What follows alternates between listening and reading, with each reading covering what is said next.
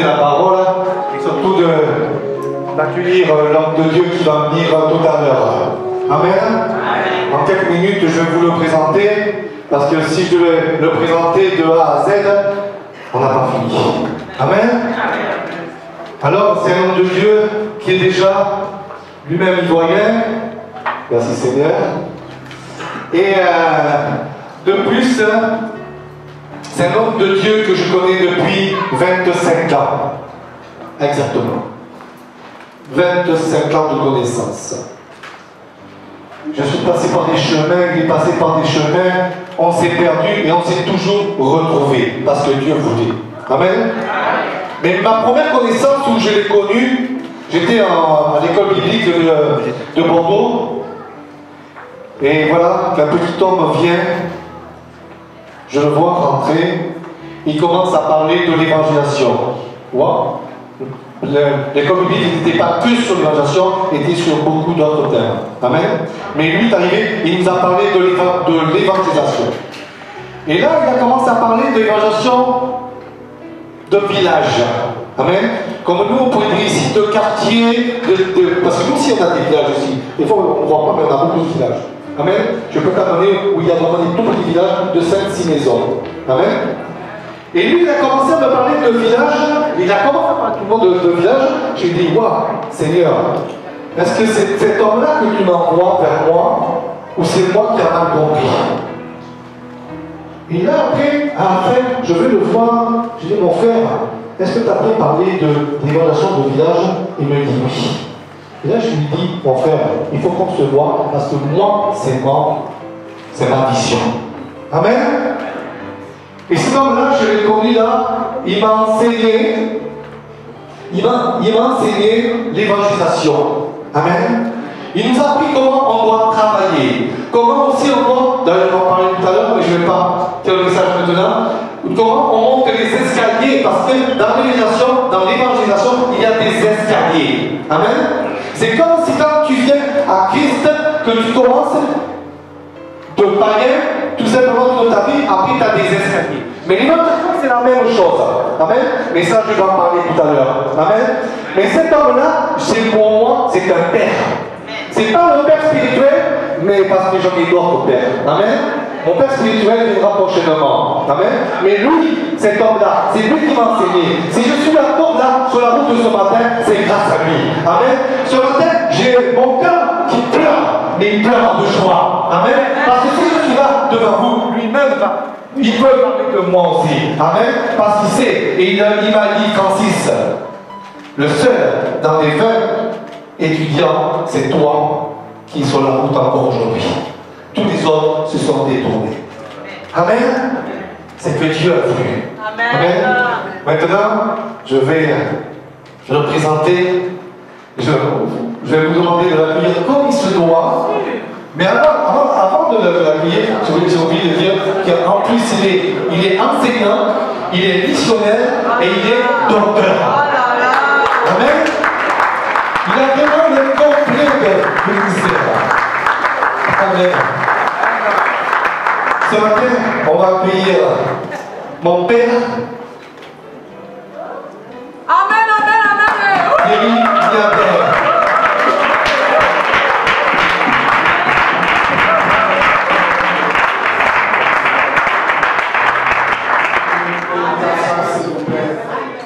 Je voudrais ce matin honorer cet homme de Dieu qui me fait l'honneur de prendre le micro devant son peuple. Vous savez, cet endroit est un endroit de jugement. Et il est le seul responsable de ce lieu. S'il autorise à quelqu'un de prendre la parole par ici et qu'il enseigne du poison au peuple, il en est responsable. Donc m'autoriser à prendre la parole ici pour vous parler, je m'incline vraiment sous son onction et je l'honore.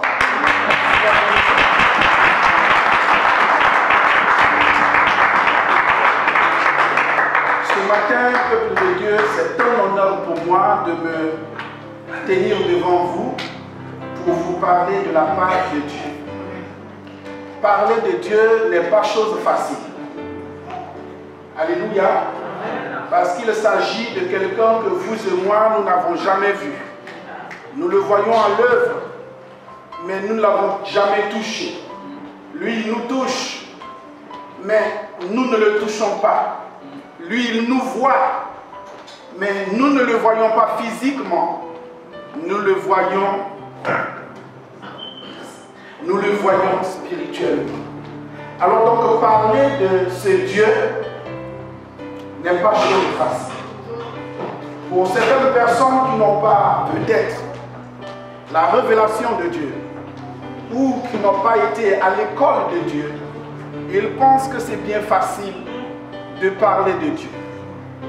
Mais je vous assure que ce n'est pas facile de parler de Dieu, du Dieu que je connais, parce qu'il y a des dieux. Alléluia. Amen. Et je voudrais remercier aussi l'évangéliste Francis pour m'avoir fait l'honneur de me rapprocher de son pasteur et de son église pour que je puisse prendre la parole ici. Je lui dis vraiment merci et je dis merci aussi à sa charmante épouse. Comme il a dit, je viens de la Côte d'Ivoire et je suis venu ici avec un projet missionnaire. Alléluia. Amen. Vous savez, lorsque j'étais en faculté de théologie en Côte d'Ivoire, beaucoup ont soutenu des thèmes très très importants, des thèmes vraiment qui sont très enrichissants pour le peuple de Dieu. Et moi, j'ai travaillé sur le passage de Romains chapitre 10, où il nous dit « Quiconque évoquera le nom du Seigneur sera sauvé ». Et mais comment évoqueront-ils celui en qui ils n'ont pas cru? Et comment croiront-ils à celui dont ils n'ont jamais entendu parler? Et comment ils entendront parler s'il n'y a personne qui prêche? Et comment y aura-t-il des prédicateurs s'ils ne sont pas envoyés selon qu'il est écrit? Et je me suis donc, j'ai travaillé sur comment y aura-t-il des prédicateurs s'ils ne sont pas envoyés. Et c'est le sujet sur lequel j'ai travaillé. Et nous savons qu'aujourd'hui, il y a beaucoup de serviteurs, d'autres sont envoyés, d'autres ne sont pas envoyés. D'autres se sont envoyés eux-mêmes. Et donc, c'est tout ça qui fait le problème de l'évangile. Parce que celui qui est envoyé, il a donc une tutelle. Donc, il ne fait pas n'importe quoi. Parce que la tutelle a le regard sur ce qu'il fait. Mais celui qui s'envoie lui-même, il s'en fiche de ce que l'on peut dire. Voilà, donc il peut dire aujourd'hui, Dieu m'a dit de faire ci, de faire ça, et puis après-demain, il peut dire non, Dieu m'a dit, ce n'est plus ça. Alléluia. Mais donc c'est tout ça qui fait aussi la coloration de l'évangile. Alléluia. Alors donc ce matin, je remercie le peuple de Dieu. J'ai commencé donc le sujet quand j'ai fini après ma soutenance. J'ai commencé à travailler dans les villages. Pourquoi les villages? Parce que Jésus-Christ, il est mort pour tout le monde. Il n'est pas mort seulement pour ceux qui sont dans les villes urbaines, mais il est mort aussi pour ceux qui sont au fin fond de la forêt, même pour les pygmées. Jésus est mort aussi. Travailler dans les villages, ce n'est pas un travail qui est donné à tout le monde. Il y a des personnes que Dieu choisit à travailler dans des endroits différents.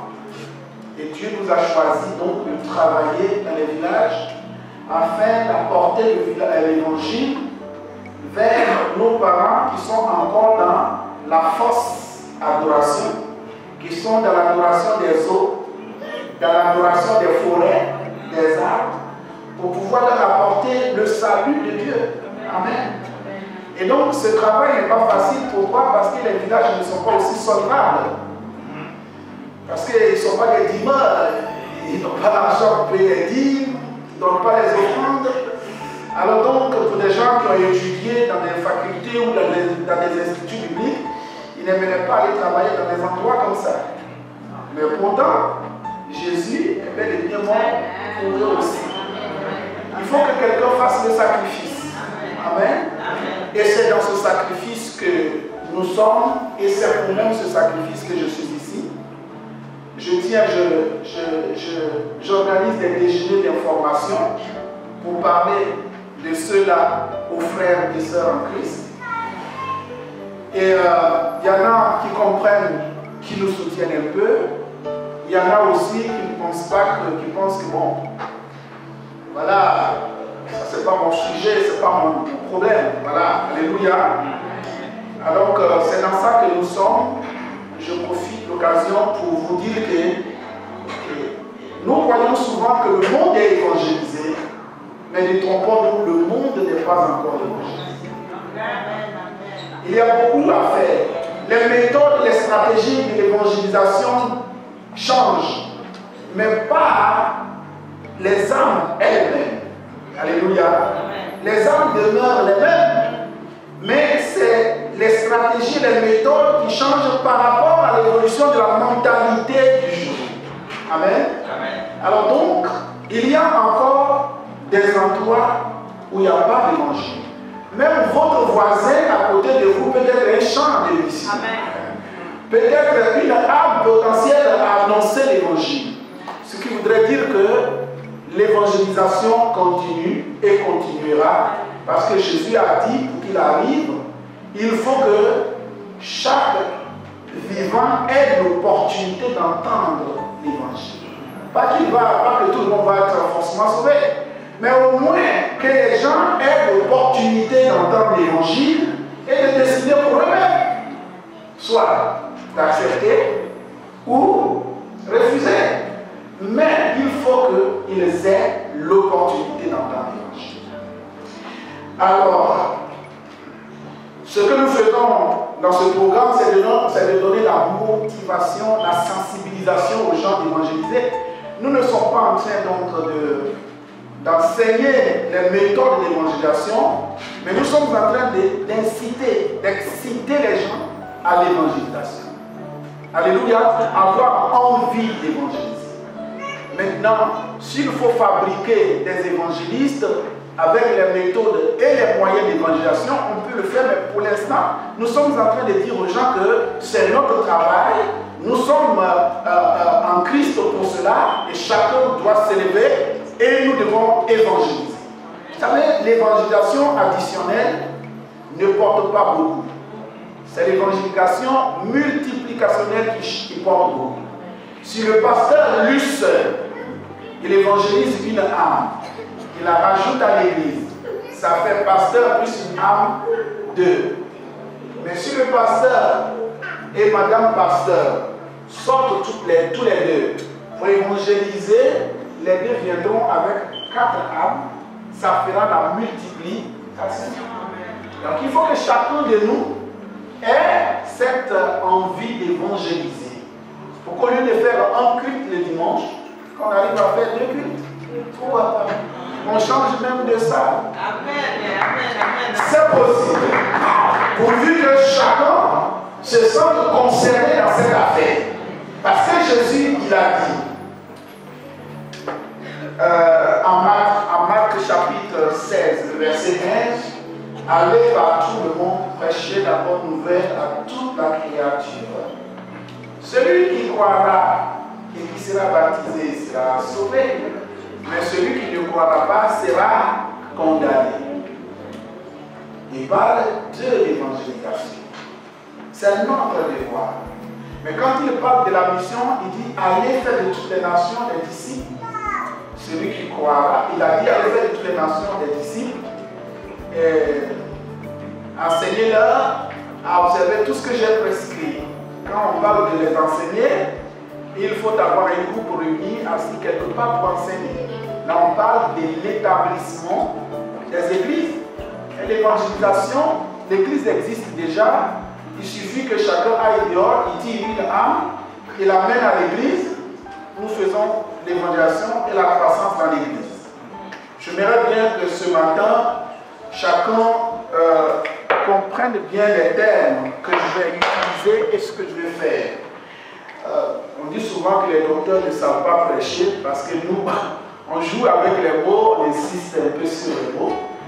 Mais c'est important parce que les mots ont de la valeur. Alléluia. Et donc c'est pourquoi je vais insister sur certains mots. Mais je vais en fait faire la prédication de l'analogie. Analogie de la mort de Jésus-Christ et l'analogie de la mort du Fils du roi. Et donc cette analogie pour nous permettre de comprendre que pour qu'il y ait, comment dirais-je, des personnes autorisées à faire un travail, il faut une tutelle. Amen. Alléluia. Cette église est la tutelle de toutes les âmes ici qui veulent faire de l'évangélisation. Amen. C'est cette église qui donne, en tout cas, la bénédiction, les moyens, l'équipement nécessaire pour pouvoir faire de l'évangélisation. Parce que si vous n'avez pas une église de tutelle, vous évangélisez les âmes, vous les amenez où? Or, il faut bien que les âmes évangélisées aient de la place dans une église pour qu'en fait, elles puissent grandir dans le Seigneur et à leur tour aussi gagner des âmes pour le royaume de Dieu. Donc ce matin, mon discours va porter sur l'annonce de la mort du Fils du roi et les difficultés que porte cette annonce et la qualité des personnes qui doivent apporter cette bonne nouvelle. La problématique à résoudre concernant la mort du Fils du roi ne porte pas sur l'événement lui-même, mais sur son annonce, c'est-à-dire la façon de transmettre le message et de le recevoir. Amen. J'insiste bien sur cette partie. L'événement lui-même n'est pas le problème. La mort de Jésus n'est pas le problème. Jésus est déjà mort. Mais maintenant, comment l'annoncer aux gens? Comment le faire accepter comme le salut pour l'humanité? Et qui doit annoncer ce message? C'est cette problématique que ce matin, je voudrais résoudre un peu dans cette prêche. Alléluia. Le vendredi soir, je parlais de la puissance de l'évangélisation reconnue au-delà de l'enfer. Au-delà de l'enfer, il y a un cadavre qui a reconnu qu'il faut l'évangélisation pour éviter l'enfer à certaines personnes. Donc, il dit à Abraham, dit à Lazare, d'aller vers mes frères pour qu'ils leur attestent cette réalité de l'enfer pour qu'ils ne viennent pas aussi dans ce lieu de tourment où je me trouve. Alléluia. Donc, l'évangélisation, la puissance de l'évangélisation a été reconnue au-delà de l'enfer. Parce que pour éviter l'enfer, il faut donc annoncer l'évangile. Il faut donc évangéliser. Parce que si quelqu'un ne sait pas le futur ou passer son éternité finale, ben, il va vivre sa vie comme il veut et aller en enfer. Il y a des gens qui se sont rappelés de l'évangile sur le lit de l'hôpital, à la dernière minute de quitter ce monde. Ils ont reconnu l'évangile. Dieu leur a fait la grâce d'avoir le ciel. Alléluia. Comme le larron à la croix, à la dernière minute, il regarde Jésus. Il regarde l'autre. Il dit à Jésus, tu ne mérites pas d'être là. Nous méritons parce que nous avons fait du mal. Mais toi, tu es vraiment Dieu. Souviens-toi de moi quand tu seras dans le paradis, dans le royaume. Jésus promet à cet homme-là qu'aujourd'hui même, parce que je sais que où nous sommes là, personne d'entre nous va se détacher de la croix. Donc aujourd'hui même, tu seras avec moi dans le paradis. Mais Jésus ne l'a pas dit à l'autre, sauf à celui qui a dit, qui a reconnu Jésus et qui a souhaité être dans le paradis de Jésus. Jésus lui a dit, aujourd'hui même, tu seras avec moi dans le royaume. Alléluia. n'a pas été baptisé. Il n'a jamais eu de responsabilité dans l'église. Oui, c'est évident parce que c'était à la dernière minute. Donc même à la dernière minute, on peut toujours changer d'avis à cette étude. Amen. Je voudrais que quelqu'un ici ce matin sache que le temps qu'il passe dans cette église n'est pas un temps vain. Vous êtes au rendez-vous de Dieu. Et ce rendez-vous va vous conduire dans le meilleur avec Dieu. Alors donc, nous allons prendre dans un texte vétérotestamentaire, dans un texte de l'Ancien Testament, nous allons lire 2 Samuel au chapitre 18 à partir du verset 19.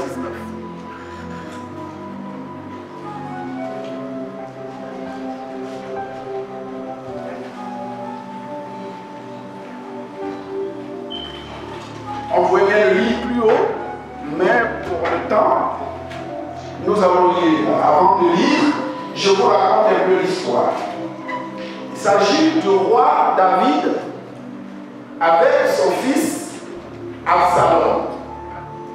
Le roi David est le type de Dieu. On peut dire qu'il fait la typologie de Dieu. Et Absalom, le type de Satan. Et il y a Salomon qui est le type de Jésus. Satan, il est aussi une créature de Dieu, non? Alléluia. Il n'est pas créé Satan. C'est lui-même qui s'est fait Satan. Alléluia. Sinon, quand Dieu l'a créé, il était luciféré. Dieu lui a donné ce merveilleux nom, celui qui apporte la lumière de Dieu partout. Mais par son choix personnel, il est devenu Satan. Absalom aussi a fait son choix. Alléluia. Et son choix va faire de lui le type de Satan. Alors, Absalom qui va se dresser contre le royaume de son père, qui va vouloir renverser son père pour se mettre sur le trône, comme le diable aussi, Satan, au ciel, a voulu renverser Dieu et se mettre à la place de Dieu. Un peu comme ça que je fais le rapprochement pour qu'on comprenne le texte. Alléluia. Alors,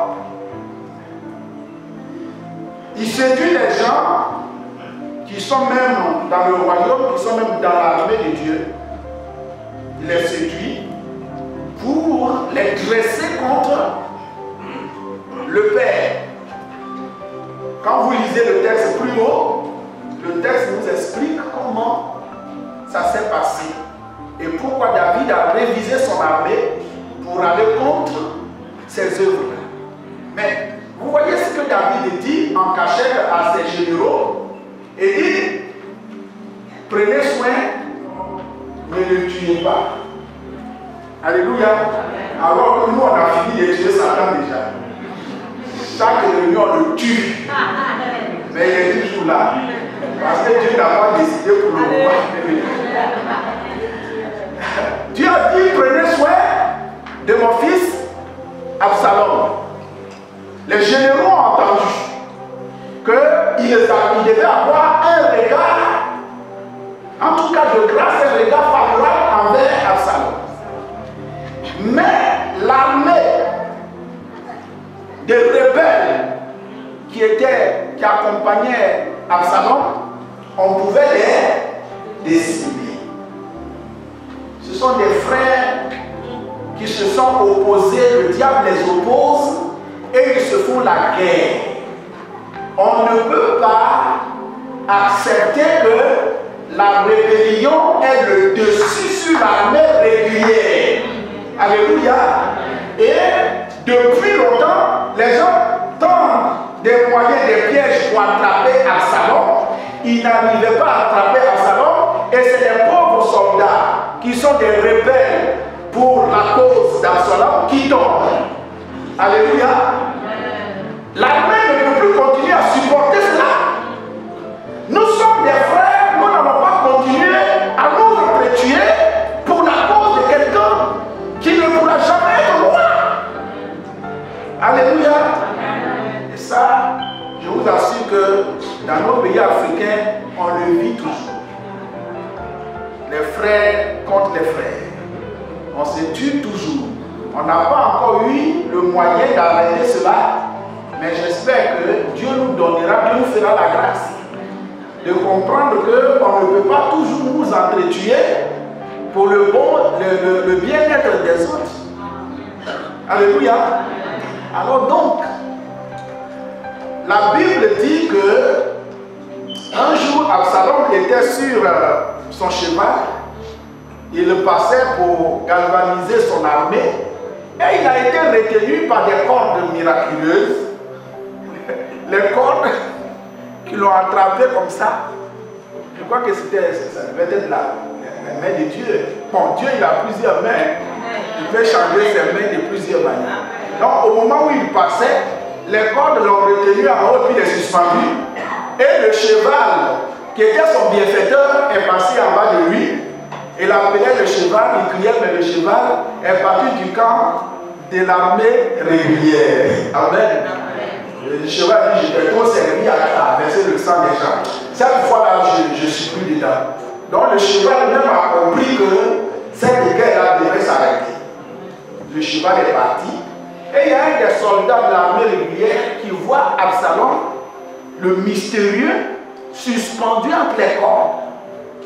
Alors il vient voir le général Joab, il lui dit, mais je viens de voir Absalom là-bas. Il dit, mais tu viens me dire, qu'est-ce que tu l'as fait? Tu l'as tué au moins?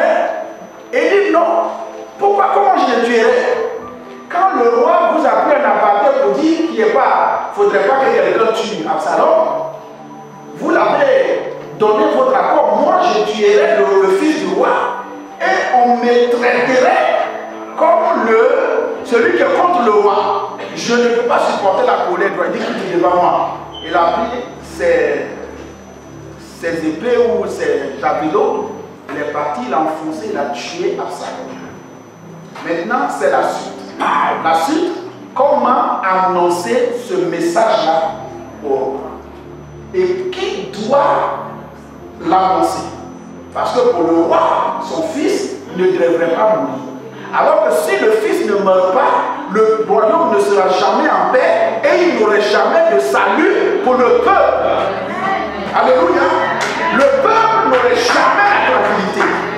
Il faut que se révèle tôt pour que la paix revienne dans le royaume. Mais le roi dit non. Mon fils doit vivre. Donc, si le roi doit attendre un message, c'est que mon fils a été capturé. Il est quelque part et le roi va rentrer maintenant tête à tête avec son enfant pour parler avec l'enfant. Mais pour lui, il peut tout imaginer sauf la mort. Pourquoi? Parce qu'il a donné des instructions aux généraux, les connaisseurs, que l'enfant ne doit pas mourir. Alléluia. Mais l'enfant est quand même mort. Et qui doit pouvoir annoncer ce message? Qui va affronter le courroux du roi pour lui dire que ton fils est mort? Alors que la mort du fils, c'est le salut. Il faut qu'il meure. S'il ne mourait pas, on n'aurait pas de salut. Amen. C'est ça qui est la problématique. Qui doit annoncer ce message? Et d'abord, comment l'annoncer? Alléluia. Nous lisons dans notre texte.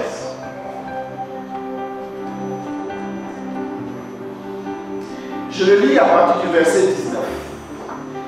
Achima, fils de Soda, dit: laisse-moi courir et apporter au roi la bonne nouvelle que l'Éternel lui a rendu justice en le délivrant de la main de ses ennemis. Joab lui dit: ce n'est pas toi qui dois porter aujourd'hui les nouvelles. Tu les porteras un autre notre jour. Mais maintenant, aujourd'hui, puisque le Fils du roi est mort. Et Joab dit à Cushi, va, annonce au roi ce que tu as vu. Annonce au roi quoi? Ce que tu as vu. Ce dont tu es témoin. Va annoncer. Alors, Cushi se prosterna devant Joab et courut. Il s'est fait quoi? Prosterné. On va utiliser ça comme le symbole, le signe de la consécration. Pour que quelqu'un soit consacré, il se soumet. Il dit, je me plie, j'accepte les conditions, les règles du jeu, je vais faire comme vous l'avez dit, je me soumets à vous. Amen. Amen. La consécration, ce n'est pas un jeu où je suis là avec mon pasteur, je demande à un grand pasteur américain de venir me consacrer. Il te connaît vous? Consacrer quelqu'un. Au moins, il faut suivre la personne. On a consacré des gens n'importe comment, ils sont dans la rue, avec des armes de la Bible, et ils tuent les gens dans la rue. Amen. Il sait. Le signe veut dire je m'humilie, je me plie à toi. Donc quand je cours que tu dis arrête, j'arrête. Parce que tu es mon autorité, je fonctionne sur tes ordres. C'est toi qui m'as donné le pouvoir, qui m'a reconnu, qui m'a présenté au monde. Par conséquent, je me plie. Alléluia. Amen. Il s'est prosterné. Alors, Joab dit, va et annonce au roi ce que tu as vu. Cushi se prosterna devant Joab et courut. Achimat, fille de Sodak, dit encore à Joab, quoi qu'il arrive, laisse-moi courir après Cushi. Et Joab dit, pourquoi veux-tu courir, mon fils? Ce n'est pas un message qui te sera profitable.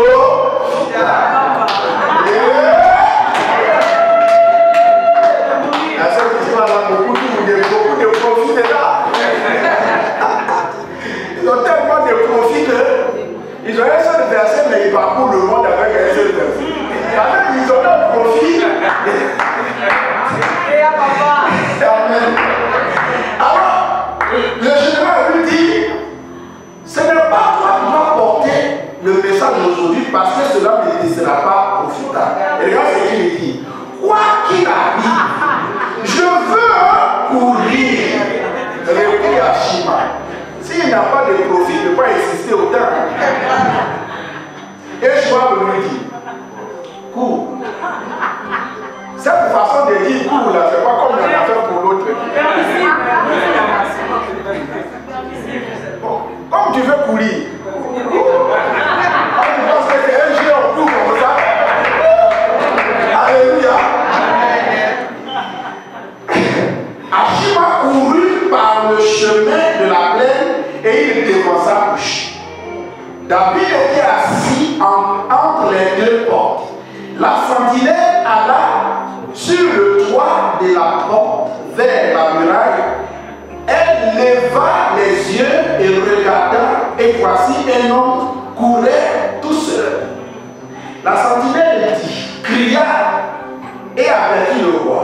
Le roi dit, s'il est seul, il apporte les nouvelles. Et cet homme arrivait toujours plus près.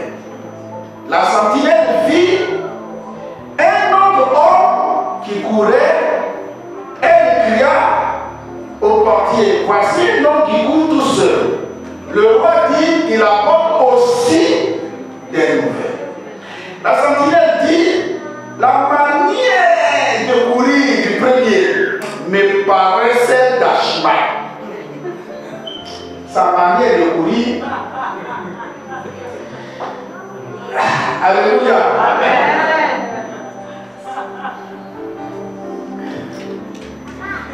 Amen. Ashima, la sentinelle dit, la manière de courir du premier me paraissait d'Ashima, fille de Soda, et le roi dit, c'est un homme de bien, et il apporte de bonnes nouvelles. Ashima cria et dit au roi, tout va bien. Alléluia. Tout va bien. Il se prosterna devant le roi. Quand il partait devant Akushi, il ne s'est pas prosterné. Et quand il est arrivé là où il sent le bongo, il s'est prosterné. Alléluia. Alors, devant le roi, la face contre terre, et il dit, béni soit l'Éternel ton Dieu qui a livré les hommes qui levaient la main contre le roi mon Seigneur. Le roi a tout entendu, dit, le roi dit ce qui l'intéresse. Et le jeune Absalom est-il en bonne santé? C'est là le message. Est-il en bonne santé? Ashima répondit, j'ai reçu un grand tumulte au moment où Joab envoya le serviteur du roi. Et moi, ton serviteur, mais je ne savais pas ce que c'est. Attends, un message qui n'est pas annoncer. Il arrive devant le roi. Le roi lui demande les détails du message et dit que, bon, alléluia, ça veut tout dire, alléluia. Bon, il y avait un tumulte, mais dedans là, je ne sais pas ce qui s'est passé. S'il est en vie, oui, il est mort, il a bonne santé, là, la voix, je ne veux rien dire, mais il y a un tumulte, alléluia.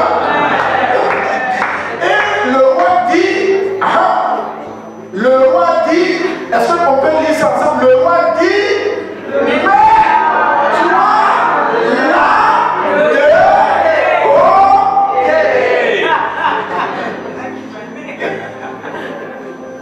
Le roi dit, mets-toi là de côté, tu n'as rien à dire. Mets-toi là, c'est pas ce que j'entends, c'est parce que mets-toi là.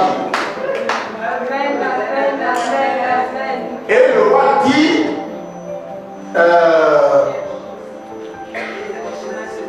oui, c'était, tu ne sais pas ce que c'était, et le roi dit, mets-toi là de côté, et Ashima s'était de côté. Aussitôt, arriva Kushi, et il dit, que le roi, mon Seigneur, apprenne la bonne nouvelle. Qu'est-ce qu'Ashima, lui, il a dit? Ashima a dit quoi? Il a dit au roi, tout va bien. L'autre dit que le roi apprenne la bonne nouvelle. La bonne nouvelle, c'est l'évangile. La bonne nouvelle, c'est le salut. Il a dit au roi, il doit apprendre la bonne nouvelle. Aujourd'hui, l'Éternel t'a rendu justice en te délivrant de la main de tous ceux qui se levaient contre toi. Le roi dit, Kushi, le jeune homme Absalom est-il en bonne santé? Kushi répondit, qu'il soit comme ce jeune homme-là, les ennemis du roi, mon Seigneur, et tous ceux qui se lèvent contre toi pour te faire du mal. Alors le roi, saisi d'émotion, monta dans la chambre au-dessus de la porte et pleura. Alléluia. Le roi a entendu un message qui fait pleurer. Le message qui fait pleurer. Aujourd'hui, tous les messages font le jus les gens. Quand on prêche, tout le monde acclame Amen. Gloire à Dieu, ils sont contents. Dis tout, oh prêche. Quand quelqu'un est en train de dire ça, il regarde son voisin. Yo, pasteur, tu prêches bien. Dis tout. Parce que le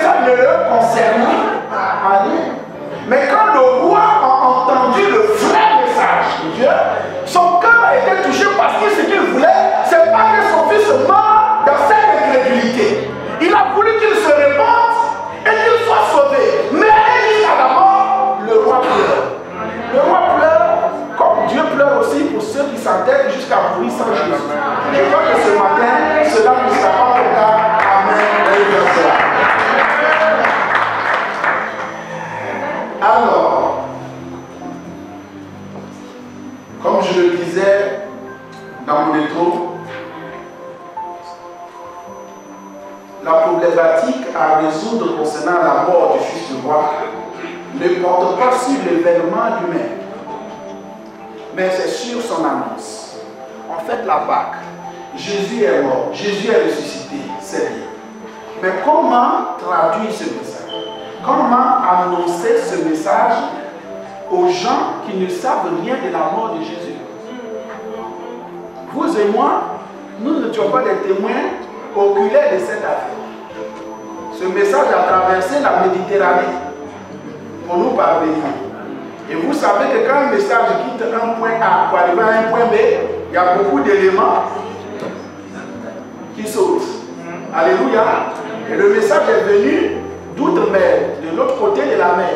Et nous devons faire attention. Comment croire à ce message auquel nous n'avons pas été témoins, nous n'avons même pas participé, on n'a même pas vu les choses, mais le message, dans le message se trouve notre salut. Donc, comment comprendre ce message pour qu'on puisse vraiment avoir dans ce message le salut qui est pour nous? C'est un message.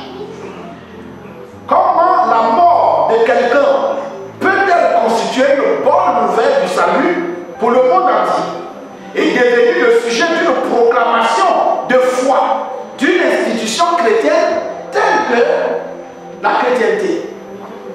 Alléluia. Comment je suis là, le pasteur il décède demain et tout de suite le pasteur devient pour nous une doctrine, un dogme. On va commencer à croire que le pasteur il a fait, c'est lui qui est mort pour nous et tout ça, mais comment comprendre ce message? Un être humain. Il m'a eu le même saka que moi. On mange le poisson, tout ça ensemble. Aujourd'hui, il meurt, il devient mon Dieu, on doit l'adorer. Mais comment? Jésus a marché au milieu des gens. Jésus a mangé avec la gens. Jésus a connu ce que les hommes ont connu. Comment est-ce que sa mort peut devenir maintenant pour nous une doctrine, une proclamation de foi? En quoi est-ce que la mort de Jésus devient une institution pour la foi chrétienne? Mais le philosophe, il ne va jamais te croire. Le savant, tu lui dis ça, il ne te regarde pas. Parce que pour lui, c'est trop léger ton argumentation. Ce que tu dis, ça ne va pas te croire. Et en plus, tu dis, il est Dieu, il est mort comme un martyr à la croix. Il est Dieu, il ne pouvait pas se défendre. Et celui-là, je vais croire en lui. Oh, vous aussi. Voilà. Comment? Alors, vu l'importance et la valeur salutaire de la mort, ne savent pas son importance soteriologique pour l'humanité. C'est important. Parce que le message de l'annonce de Jésus, c'est un message très lourd, un message fort. Alors donc, pour l'annoncer, il faut que celui qui l'annonce soit imprégné des réalités de ce message. Voilà, bien aimé, ce qui ferait l'objet d'une autre réflexion de ce matin. Comment l'annoncer, qui doit annoncer? Pour alimenter cette réflexion, nous allons scruter les profondeurs de la mort du Fils du roi, afin de révéler des questions exégétiques et trouver le langage approprié pour l'annoncer. Amen. Parce que nous sommes à une époque où l'ancien français ne répond plus aux réalités du jour.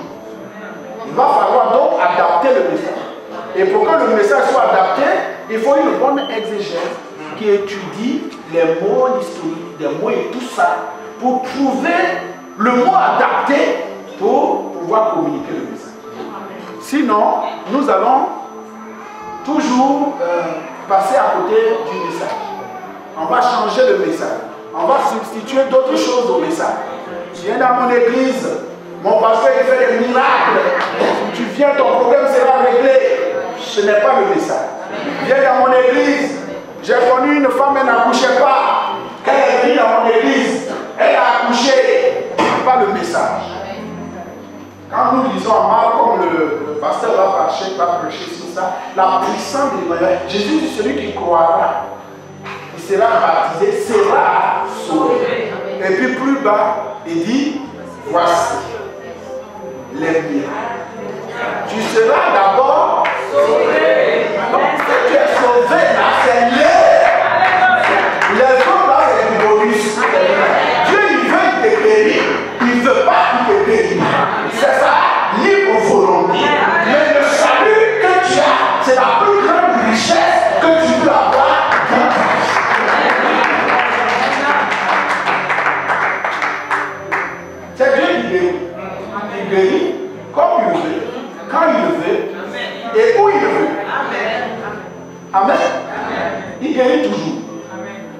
quand il veut, où il veut. Et ce qu'il faut chercher d'abord, c'est ton salut. C'est ton salut. Aujourd'hui, les gens vont à l'église pour la guérison, pour le travail, pour le mariage.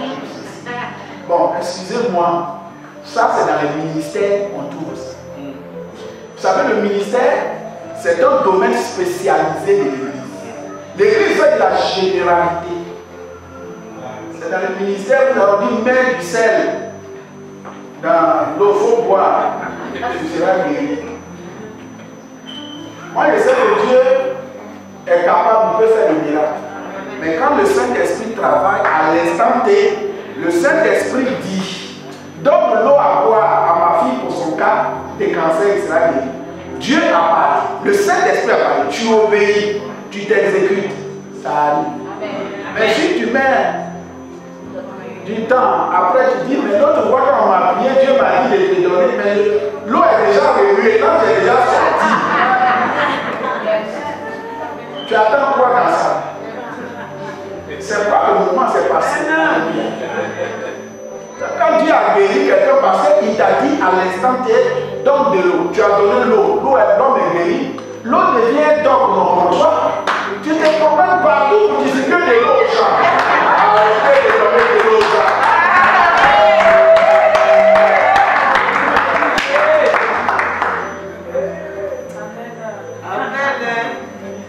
Alléluia. Le salut, c'est un sujet très important. L'annonce de la mort du Fils du roi pose une question d'exégèse, une question de formulation du langage et d'éthique. C'est important. Dieu est saint. Je ne peux pas travailler sous la sainteté de Dieu, opérer des miracles, faire des choses alors que ma vie ne frise pas la sainteté de Dieu. Amen. Parce que la Bible dit qu'il y a l'Esprit et il y a le Saint-Esprit.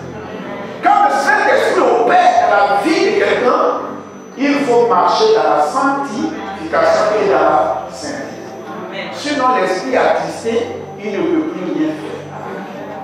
À moins que tu le veilles pour qu'il puisse te travailler. Donc, si quelqu'un est en train de faire des grands miracles, faire tomber les gens, alors que toutes les femmes qui sont dans l'église, partout ils passent, il a sa mère ici, il a sa mère là, il a fait des promesses ici, demain il sera ma femme, Dieu m'a dit. C'est le Saint-Esprit qui fait ça. L'église est remplie de bandits.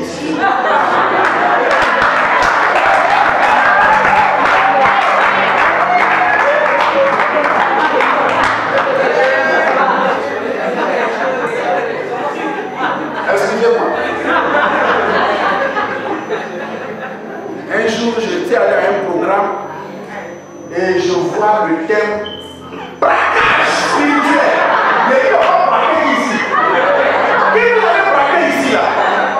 J'ai pris ma Bible. J'ai dit s'il y a plus de thèmes dans la Bible, demandez. Ça, c'est des thèmes de bandits. Ils vont faire braquage à ta poche. Dans ton porte-monnaie, ils vont faire braquage. Oh non, les gens sont très forts.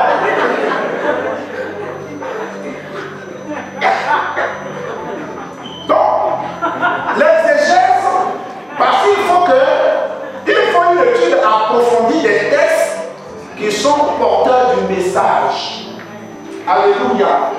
Les textes bibliques, il faut les étudier en profondeur pour pouvoir comprendre les tournures de langage. Parce que notre texte a été traduit, il y en a qui sont traduits de l'hébreu, de l'araméen, et des fois même ce n'est pas directement en français. Ils sont passés par le grec ou le latin pour arriver au français. Donc voyez le parcours vous-même. Voyez le parcours. Quand tu vois ça là, fais attention, il faut que l'esprit de Dieu te dise, voilà. C'est la bonne intelligence là. Donc, la formulation, parce qu'il faut une pensée rigoureuse et pertinente, qui ne laisse pas entrevoir une faiblesse des expressions utilisées pour parler du salut.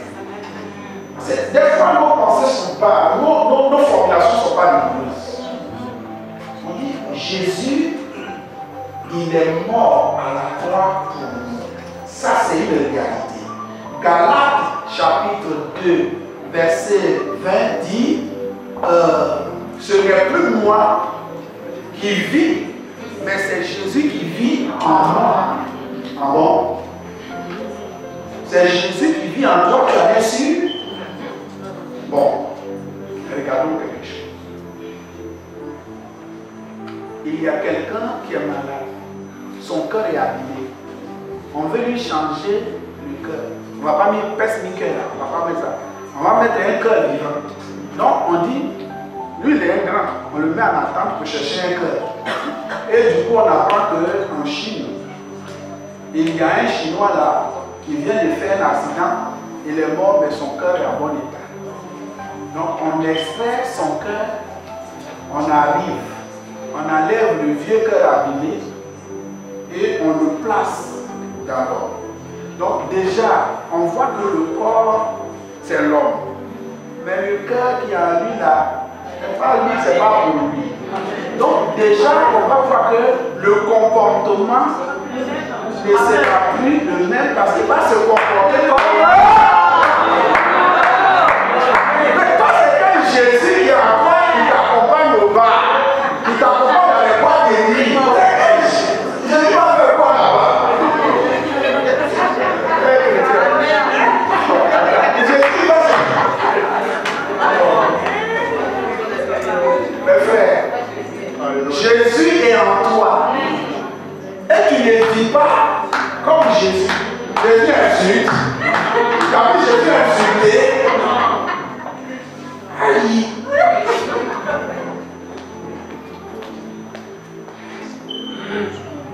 Donc, ce qui est important, c'est qu'il faut savoir que si Jésus vit en quelqu'un, ce n'est plus la même personne. Ton physique, on te voit. Mais à l'intérieur de toi, tu n'es plus la même personne.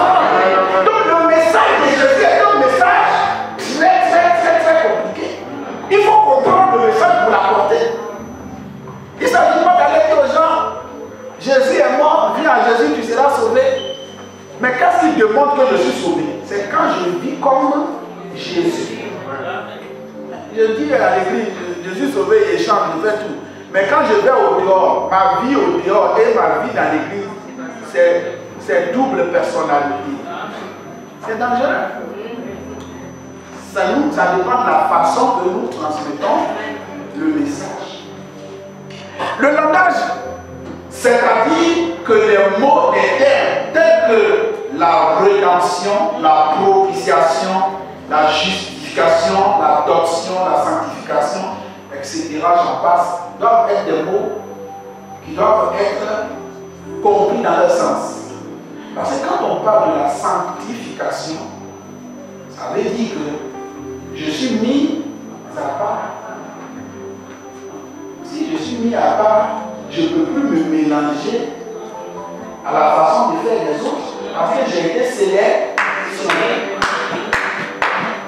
On pense que la sanctification c'est gêner. Il y en a qui confondent les choses. Gêner, ce n'est pas manger. Mais la sanctification, c'est se priver, c'est gêner pour le péché. Tu es gêné. Tu n'es pas marié, tu gênes. C'est ce que les mariés font là, tu ne le fais pas. Tu te sanctifies. Ça, c'est un autre gêne. Tu te sanctifies. Tu es mis à part. Tu ne fais pas comme les autres. On dit on a été mis à part, mais quand on nous voit, on n'est pas mis à part. Bon. Ce sont des termes, quand tu comprends bien, tu vas voir que le salut est complet. Le salut là, c'est complet. Alléluia. Je vous dis que David, Dieu dit qu'il a concocté le salut avec une grande précision. Le salut, ça n'a pas été fait par hasard comme ça. Non. Dieu a pris du temps pour concocter le salut, comme nous ne sommes pas dedans, pour dire qu'on a besoin de faire quelque chose. Alors, bien aimé, depuis qu'il a fallu se rendre à l'évidence que les récits évangéliques ne se limitent pas à raconter que Jésus, le le message a pris une autre forme. Alléluia. Parce que le pasteur et les autres qui sont là aujourd'hui, nous n'étions pas présents au moment où on crucifiait Jésus. Nous n'étions pas là. Ceux qui ont été là, ils nous ont rapporté des faits dans leur langage. Mais ce langage-là, c'est dépassé. Ça ne répond plus à la réalité du jour. Parce qu'aujourd'hui, on va déconnecter. Alors qu'avant, là, on ne dit pas connecté. Donc, si tu prends le langage d'avant pour dire être en Jésus, et puis tu le dis à un jeune aujourd'hui, il ne comprend pas être en Jésus, là, ce que ça veut dire. Tu lui dis, mais connecte-toi à Jésus. Il comprend mieux ce que ce langage-là veut dire. Donc, il y a un travail à faire. Pour porter le message vrai, il faut aller à l'essence, il faut aller à la source, connaître le message en lui-même afin de le traduire dans notre compréhension et dans notre langage. Voilà ce qui va se passer. Un opportuniste, comme il y en a toujours, Archimax, c'est un opportuniste. Il a trouvé l'occasion, l'opportunité de rencontrer le roi face à face. Mais quelqu'un ne peut pas rencontrer le roi face à face et être comme il est. Quand tu rencontres le roi là, ta vie change. Alléluia. Il est opportuniste parce qu'il va saisir de cette occasion pour rencontrer le roi. Alléluia. Beaucoup d'entre nous sont des opportunistes. Papier, rien. École, rien. Diplôme, rien. Bon, on dit quand tu parles de Dieu, tu dis Jésus, les gens viennent. Hein? Donc je vais prendre ce raccourci là. Au moins, je serai assisté, je serai bien. Bon, je fais jeûne 40 jours. Je finis de faire jeûne. Je dis, écoutez, dans les jeûnes, dans les longs jeûnes, quand tu fais un long jeûne, la première personne qui te raconte, ce n'est pas Jésus. C'est le diable. Jésus, il est allé en jeûne. Quelque temps après, il est venu. Quand il est venu, il lui a présenté tout. Et il dit, regarde tout ce qui est dans ce monde, ça m'appartient. Pourvu que tu te procèdes et tu m'adores, que je te donne tout. Ce que tu veux, tu vas avoir. Tu dis quelque chose à quelqu'un, ça va arriver. La femme qui n'accouche pas, tu dis, tu vas accoucher, elle accouche. Mais simplement, prosterne-toi. Mais pourquoi c'est aussi important de se prosterner à lui? Pourquoi? Parce que c'est une autre adoration. Jésus a dit non, il n'y a qu'un seul Dieu devant qui je peux le prosterner. Il a tout dit, Jésus a tout refusé. Après ça, Dieu vient, les anges de l'Éternel arrivent, et Jésus est glorifié. La plupart de ces petits prophètes, la plupart de ces prophètes, la plupart de tous ceux qui sont les marmailleurs, les marmailles, la plupart n'ont pas rencontré Dieu. Ils ont rencontré le Seigneur des choses. Alléluia. Donc lui, il dit tout ce qu'il y a chez nous. Donc quand tu viens, comme on est pressé, on veut voir, il dit, si tu te prosternes en moi, je vais faire des choses avec toi. Je vais faire des miracles avec toi. Ah bon? Je me prosterne. J'ai une onction, mais cette onction n'est pas de Dieu. C'est l'onction de l'autre. Or, lui, quand il te demande l'onction, il te donne l'onction, il n'y a pas de conditions. Il dit, bon, dans ton église, tu vas chercher que des filles vierges. C'est ta puissance, ça. Si tu trouves ça, ce que tu demandes, tu vas avoir. Ils sont dedans. Pourtant, ils disent qu'ils travaillent pour Dieu. Ce que je dis, j'espère que vous me comprenez bien. Quand quelqu'un a le Saint-Esprit en lui, le Saint-Esprit dit, vis dans la sanctification. Mais l'autre, il te dit de faire tout ce qui est anormal pour avoir la puissance. Et comme nous, on fait la puissance, on se met dedans. Que Dieu m'en garde. Alléluia. Alors, à Shimak, le fils du roi est mort. Les gens sont blottis dans les maisons. Il faut que le roi parte. Parce que pour que la nouvelle soit arrivée, le roi doit apprécier. Quand Jésus était ressuscité,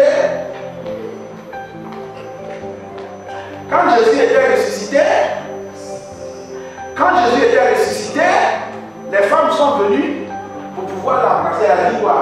Non, je ne suis pas encore monté vers le Père pour lui montrer le résultat du sacrifice.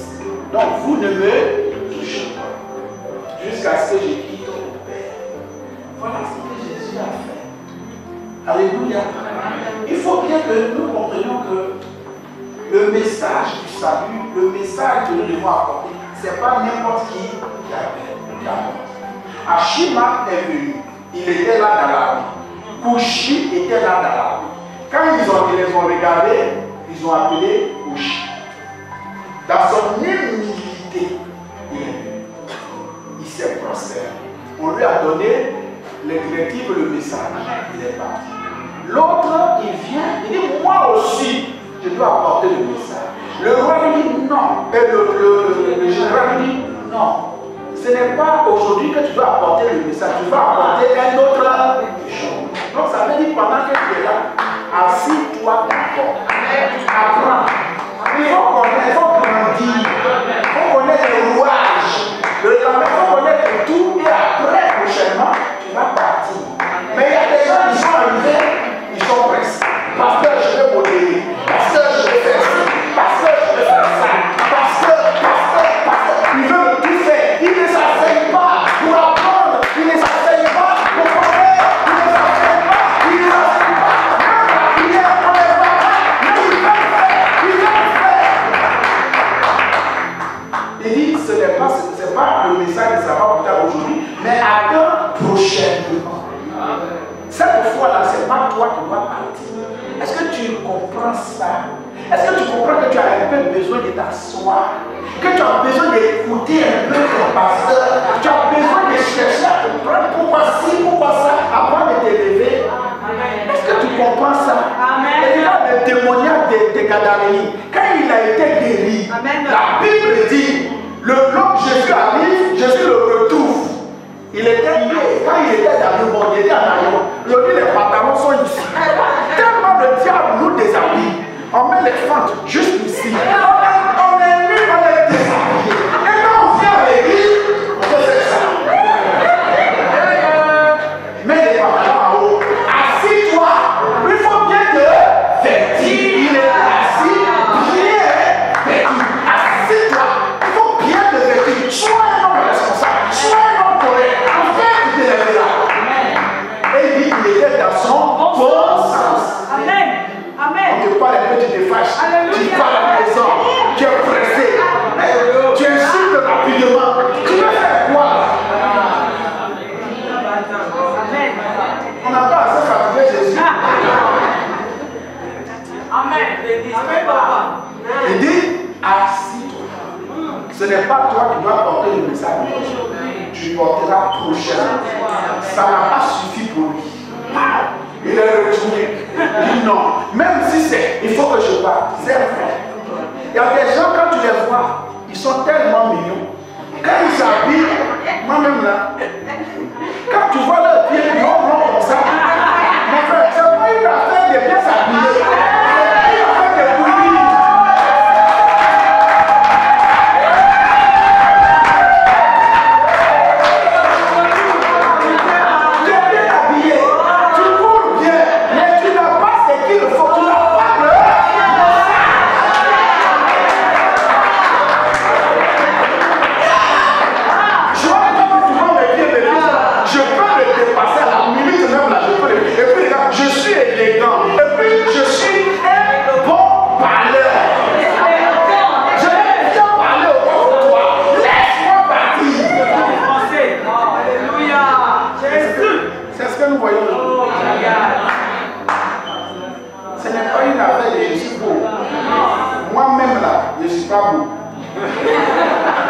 Et le message passe très bien. Je ne sais pas, quand il y a du monde, je ne peux pas, c'est maintenant que ma voix sort. Avant, si je parle quelqu'un des femmes, c'est quelle femme qui parle à elle?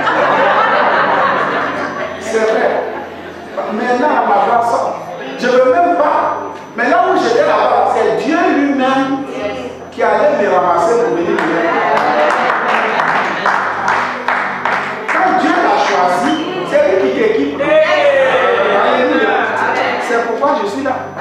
moi là même là. Tout le monde est plus grand que moi.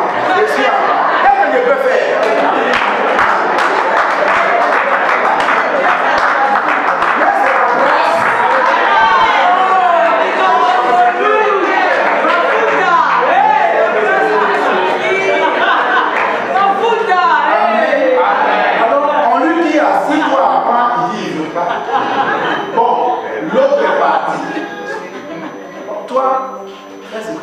Je suis fatigué. Bon, si tu veux courir, il a commencé à courir. Il a dépassé l'officiel même qu'on a envoyé. Alléluia. Vous les voyez sur Internet. Allez, en train de parler. Un seul message.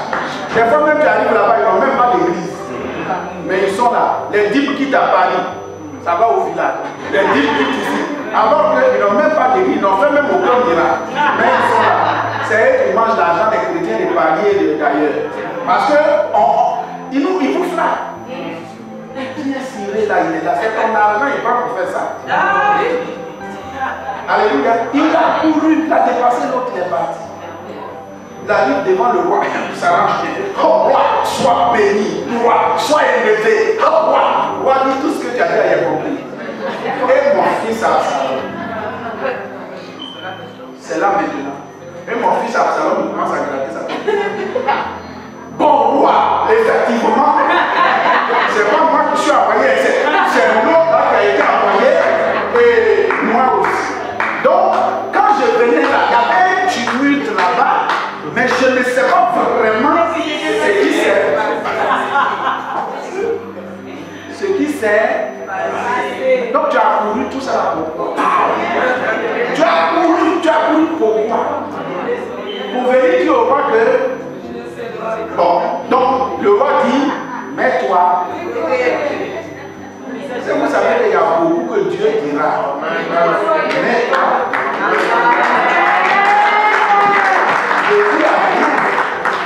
Je vous dirai que je ne les ai jamais connus. Seigneur, j'ai fait un miracle. Même l'enfant n'est pas dans son ventre, mais moi je prends l'enfant là, je mets des gants. Seigneur, j'ai tout fait.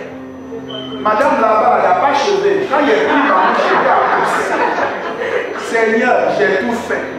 Celle-là, quand tu la vois là, elle est plate. Allez, l'essai n'a pas fait ce qu'il y a. Quand j'ai prié, les essais sont sortis pour. Les fesses sont sortis pour. Seigneur, voilà tout ce que j'ai fait. Le Seigneur dit, je ne l'ai jamais connu parce que dans mon programme, je n'ai pas dit.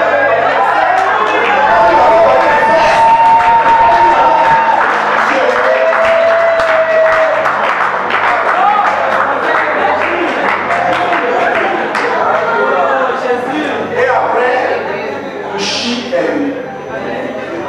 Donc le vrai message, le roi, le bon est venu. Le roi écoute le message. Il se met à pleurer. Il regrette tout ce qui s'est passé. Pourquoi? Parce que Amnon s'est couché avec sa sœur. Le roi n'avait rien dit.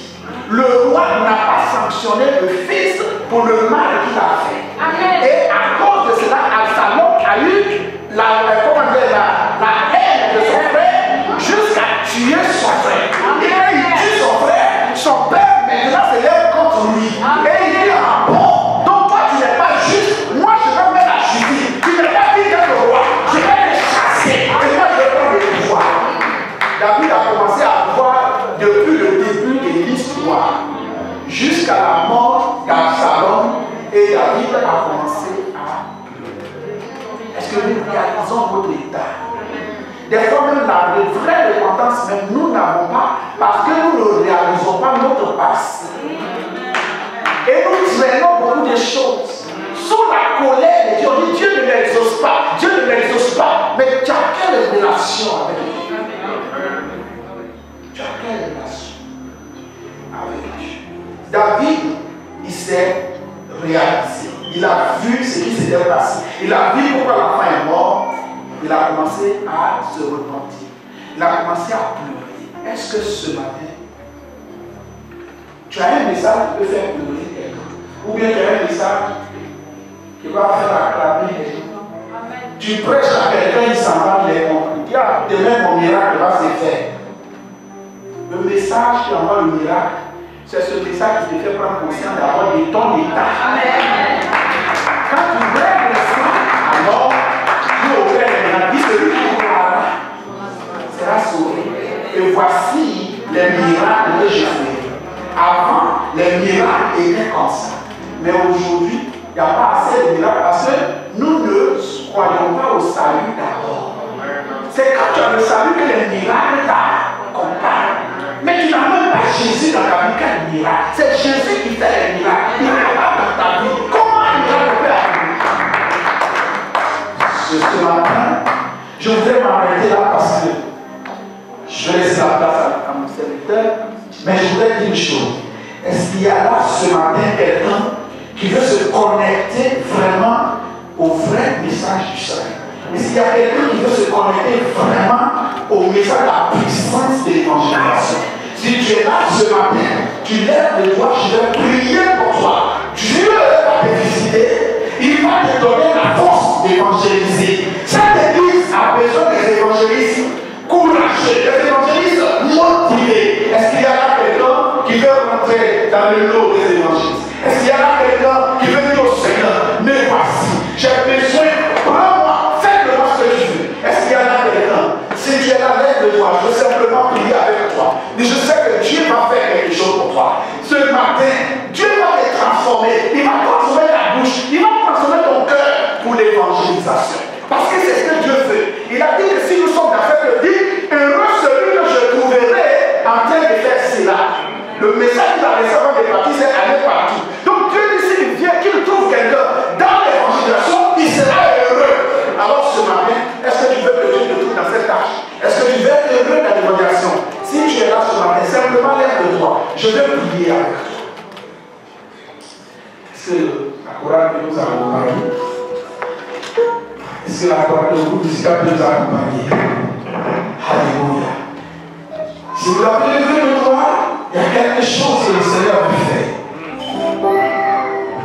Le Seigneur veut faire quelque chose ce matin. Est-ce qu'on a levé les doigts? Le Seigneur veut faire quelque chose.